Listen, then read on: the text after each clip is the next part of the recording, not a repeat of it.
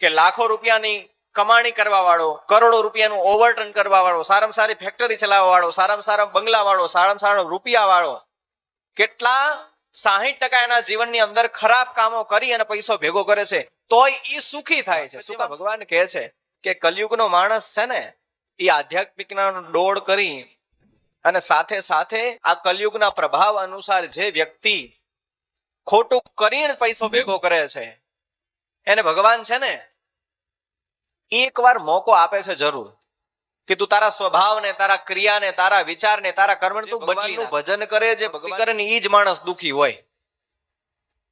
આ સત્ય છે, કડવું છે પણ. અને જે 2 નંબરના રૂપિયા ભેગા કરતા હોય, ચારે બાજુથી કમાણી કરતા હોય, ખોટું કરીને લૂંટીને બધાનું લઈને કમાતો હોય, એ માણસ સુખી હોય. શું કામ? એક તો 1 નંબરની અંદર તો આ કલયુગનો પ્રભાવ છે, એની ઉપર અસર છે. અને પરમાત્મા એને સુખી વધારે શું કામ? દિવસે દિવસે આપણે એમ થાય કે આટલું બધું ખોટું કરતો દિવસે ને દિવસે પ્રગતિ કેમ કરે છે, આટલો બધો પૈસો કેમ એની પાસે વધે છે? તો એનું પ્રમાણ એ છે કારણ કે પરમાત્મા એકવાર જ્યારે ફટકો આપે ને પછી એ સમજતો નથી એ વાતને. પછી પરમાત્મા એમ કે આને એક હારે બધું દઈ દઉં. એ એના ભાગ્યનું કમાય છે, ભાગ્યનું લડે છે અને ભાગ્યનું જીવન જીવે છે અને સુખ ભોગવે છે. ભગવાન એમ કે થોડું થોડું એને સુખ આપવું ને એના કરતા એક હારે બધું જ સુખ આપી દઉં એને, અને બધું જ એક સાથે સુખ આપી દઈશ. પછી એના કર્મ જે છે, કરેલા કર્મ જે ભૂતકાળના પુણ્ય છે ને એ બળી જશે, બધું સુખ સાથે આપીશ એટલે. અને પછી એના અત્યારે હાલની અંદર જે કરતો કર્મ છે ને પાપ, એ ઉગશે અને યુગશે એટલે ઓટોમેટિક જમીન ઉપર આવી જશે. એટલે કદાચ મને તમને વિચાર કે આટલો બધો રૂપિયો કમાય ખોટું કરે તોય કેમ સુખી છે, દિવસે ને દિવસે આટલો બધો પૈસો કેમ વધતો જાય છે એની પાસે, ગાડી, બંગલા, મકાન, બધી જ વ્યવસ્થાઓ, સુવિધા આટલી બધી દિવસે ને દિવસે કેમ પ્રગતિ? આપણે એમ કહેતા કે રાતો રાત પૈસાદાર થઈ ગયો પણ ક્યારે કોઈ રાતો રાત પૈસાદાર થતો નથી. એનું કારણ એ છે કે માણસ રાતો રાત પૈસાદાર નથી થતો કારણ કે જે સમયે એના જીવનની અંદર પુણ્ય છે ને ત્યાં સુધી એ કમાય છે.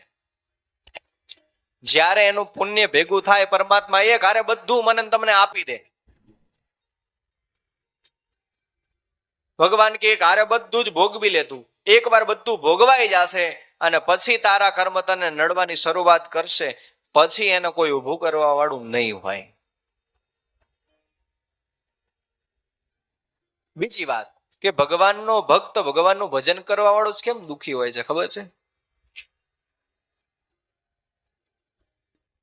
કારણ કે એ ભક્તોએ ભગવાનના હરિભજને કરી અને હંમેશા ને હંમેશા મનુષ્યનું કલ્યાણનો જ વિચાર કર્યો છે. આપણે ક્યારે વિચાર કર્યો કે સંતો દુખી કેમ હોય છે, અંતિમ અવસ્થા સંતોની કેમ સારી નથી હોતી? વિચાર કર્યો આપણે ક્યારે?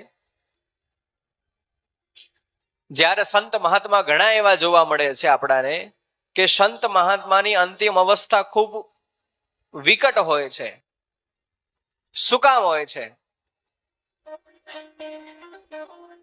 તો કહે એનું કારણ એક જ છે, એ છે કે જીવન પર્યંત દરેક માનવનું કલ્યાણ ઈચ્છે છે. એટલે જે દિવસ પર્યંત રાત્રિ દરમિયાન પોતાના જીવન કાળ દરમિયાન ભગવાનનું જે ભજન કરે છે ને, અને મારા તમારા જેવા દુખી આત્મા જાય ત્યારે એને આશીર્વાદ આપે, ભગવાનને પ્રાર્થના કરે કે આ સુખી થઈ જાય. અને ત્યારે એ સંત મહાત્માના બધા સુખ છે ને, બધા જીવનના કમાયેલા પુણ્ય છે ને, એ વ્યક્તિઓને મળી જાય છે, એ સાચા ભક્તોને મળી જાય છે.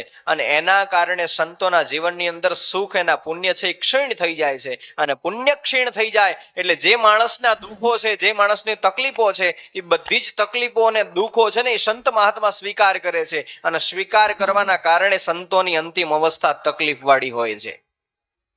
મારા તમારા દુઃખોને જે લઈ લે છે, મારા તમારા જીવનના દુઃખોને, સંકટોને હરણ કરી લે છે, એટલા માટે સંત મહાત્માની અંતિમ અવસ્થા ખૂબ ખરાબ હોય છે.